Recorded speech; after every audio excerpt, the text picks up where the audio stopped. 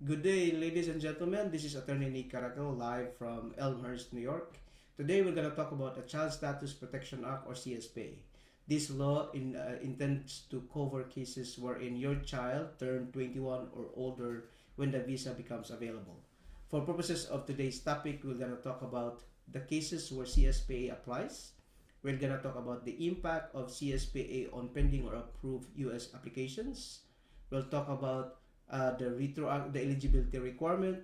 We'll talk concepts about automatic conversion and priority date retention, also concept of opting out, and also the retroactive effect of CSPA. For purposes of today's conversation, we need to understand there are two groups wherein the CSPA applies, and this covers the immediate relatives as well as the derivative beneficiaries. It is very important to understand these two groups because their methodology and the solutions to their case depends on where they fall into. So for purposes of the CSPA, immediate relatives covers the following: children of U.S. citizens, children of naturalized citizens. So again, these are cases where your parent initially come to the United States as green card holders, then later on were approved for their citizenship application. This also covers for married children who later on terminated their marriage legally, either through divorce or annulment, or when their spouse dies and they become a widow or widower. So again, for CSPA purposes, they are considered immediate relatives. For the following group, these are the derivative beneficiaries. They are the children of green card holders. The other one is the children of primary applicants of employment-based petitions. And the third group are the children of diversity visa applicants or the lottery visa. So again, it's very important that you understand where your case falls into, so we know what methodology or solution to your situation later on. Impact of CSPA on immediate relatives. When you fall into the immediate relatives category, and let's talk for the first case. If your U.S. citizen parent filed a pending application, filed an application for you when you were a minor, and when the visa becomes available, you turn 21 or older. Because of the CSPA, the law freezes your age at the time of filing. So it doesn't matter when your case was finally decided when you were 21 or older, you could still be able to come to the United States for as long as you remain unmarried. In the second category, when your parent initially were green card holder become a U.S. citizen, the determining factor is what is the child's age at the time of the citizenship approval.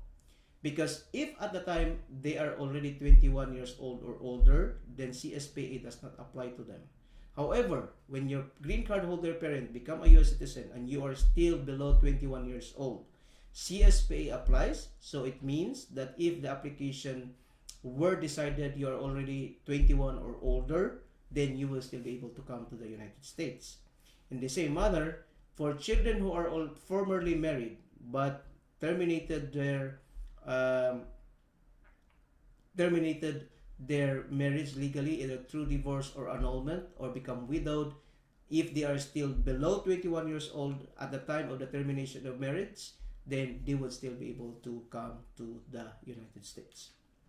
Now, what is the impact of CSPA on derivative beneficiaries?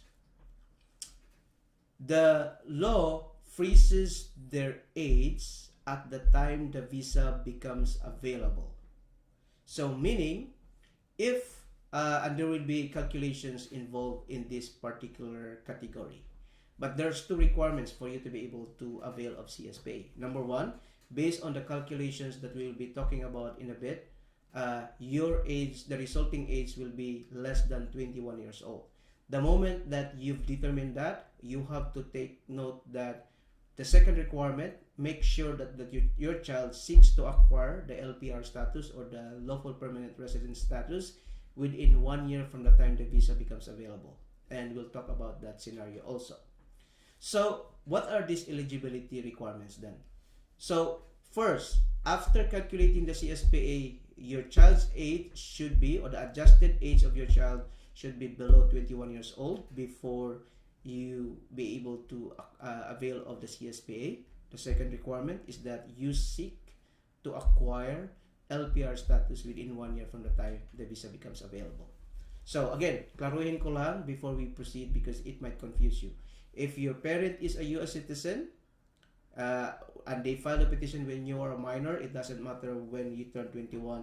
At the time the visa becomes available, you could still come to the United States.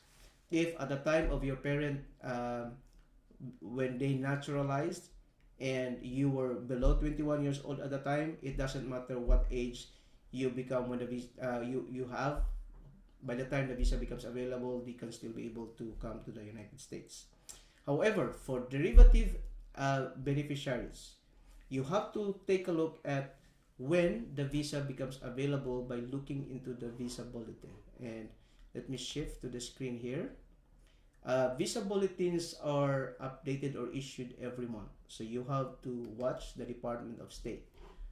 So you could actually look into them at www.travel.state.gov, and again, it's a monthly release of the current visa bulletin. Based on the November 2017 visa bulletin, the unmarried children of lawful permanent residents and green card holders priority date is January 1, 2000.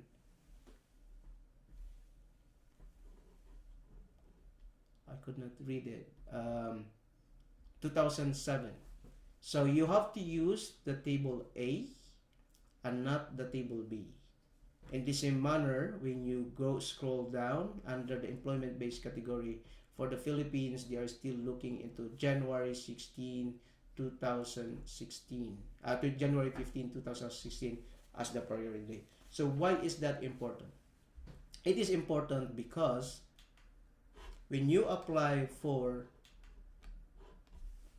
CSPA, here's the information that you need. You need to look into the date of birth of your child. Then you need to get the priority date where the application was filed. And you also need to know the approval date. Then you deduct the date of the approval minus the date of your child of birth. In this particular case, our example, there is a time difference of 4 months and 13 days. Then once you have that, you need to know when the visa becomes available. So if the priority date was 2007, it becomes current as of June 1, 2006. So if you're gonna deduct the visa date, the date when the visa becomes available from the priority date or the date when it was filed, the resulting age is equal to 21 years and 11 months and 17 days. But since your visa was pending for 4 months and 13 days, you deduct that time from the resulting CSPA age, and the resulting age would be 20 years and 2 months and 4 days. So in this particular case, you would be eligible for CSPA. Now, here's another point that you need to make to consider. Because of the USA Patriot Act, if you filed the application before or on December 11, 2001, whatever the resulting CSPA age is, you could further deduct 90 days from that, so that is beneficial for you. But if you filed the petition after September 11, 2001 and you turned 21 already at that date, then you could deduct further 45 days. So if the resulting age of your child falls into 21 years old, then CSPA could still apply to your case. So how does, once you already determine that your child's age is below 21 years old, then you need to proceed to the second requirement. And the second requirement is that your child seek to acquire the LPR or the lawful permanent resident status to be able to avail of the CSPA. So here's the 3 scenarios wherein you could prove that you sought to acquire the LPR status. Filing of adjustment status for people or beneficiaries who are already in the United States. This means filing form I-485, that is the green card application. within 1 day, within 1 year.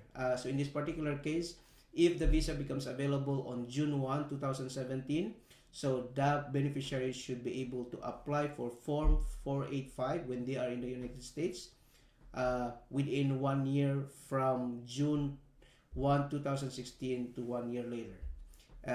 For beneficiaries who are outside the United States and waiting for the priority dates at the embassy, then they should be able to submit DS-230 Part 1. Used to be paper submission, but now it is considered called the DS-260. So once you have proven that you've submitted those online application or the paper application, then you have proven that you've already sought to acquire LPR status. There's also an interesting scenario where the case of Vasquez, the parents sought the assistance of the lawyer.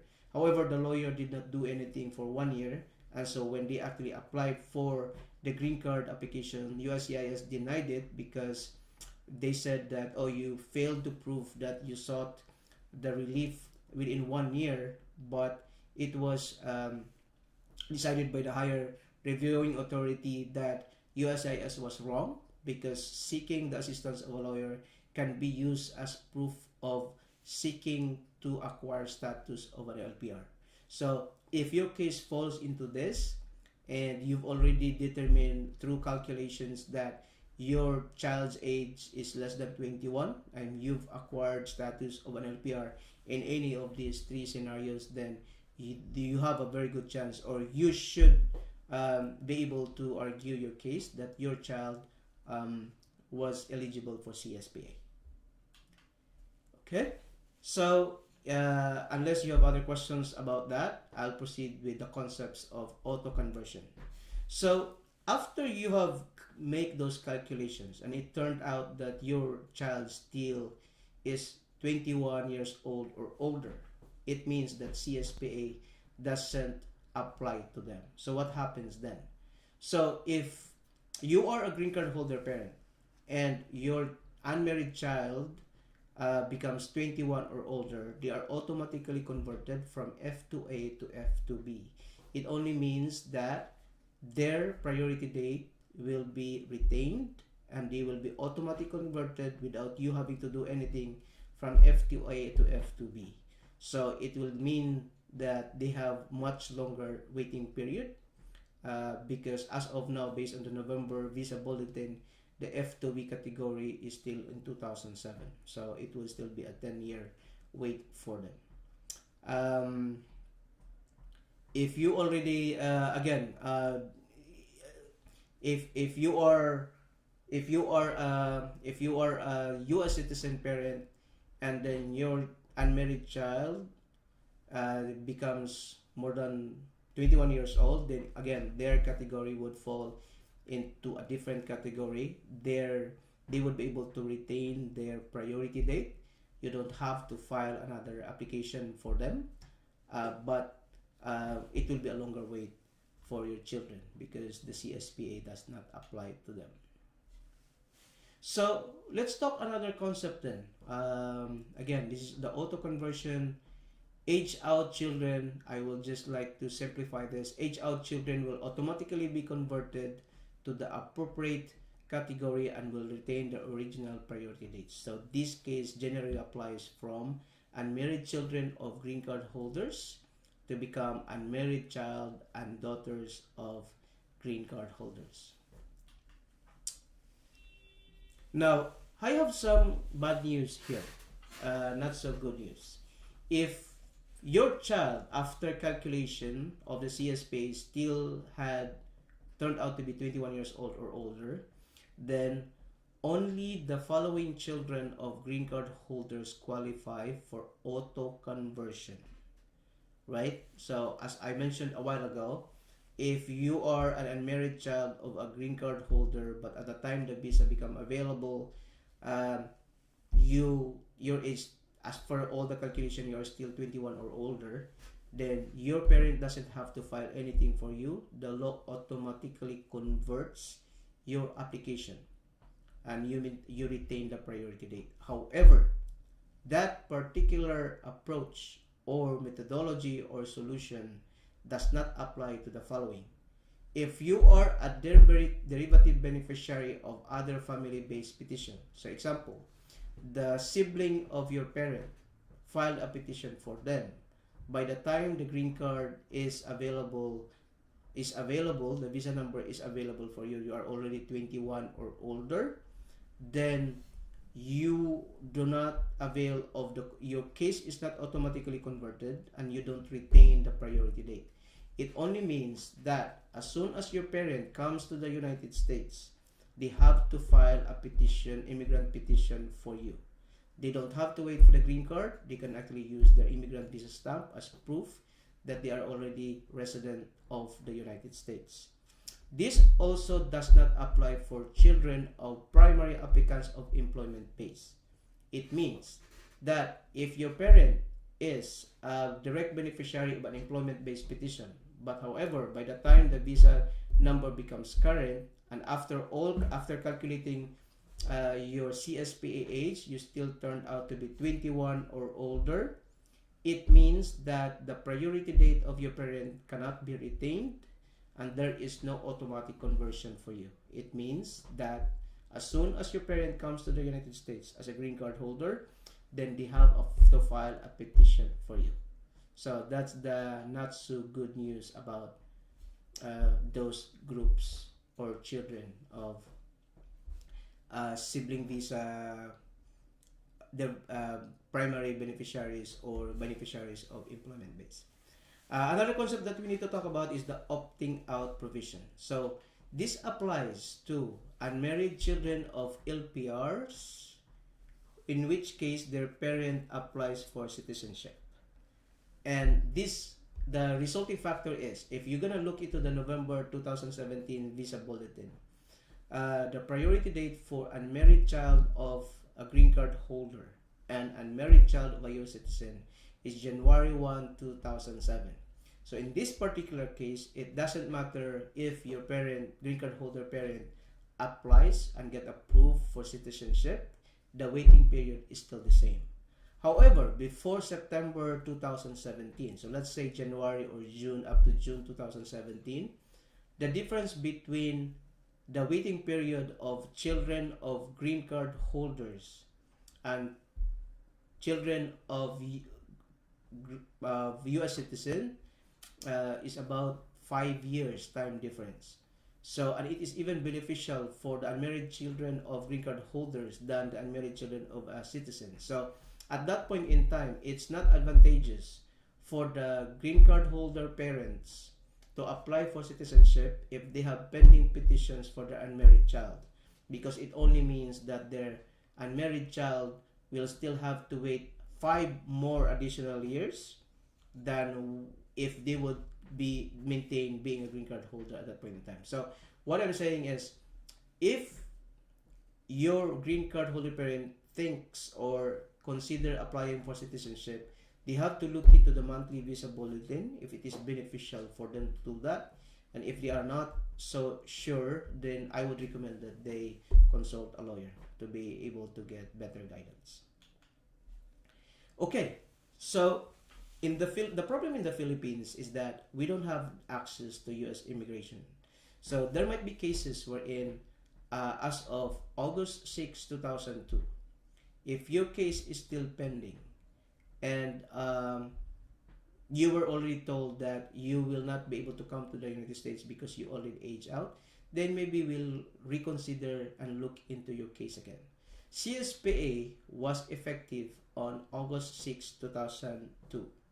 And according to this law, if your case has been approved prior to August 6, 2002, but there is no final decision yet, either as to your green card application if you are still in the United States, or your immigrant visa application when you are applying directly at the consular office or embassy, then CSPA still applies to you.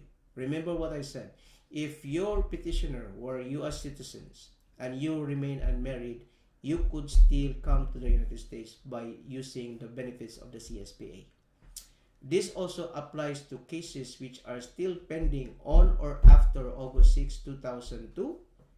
and there is no final decision on your case yet. And this applies to visa petitions, for green card application, or immigrant visa application. So if you are not so sure, again, if the only reason why you did not pursue your application for I am coming to the United States because you age out or you are already 21 years old, then consult an immigration lawyer. You might have a chance.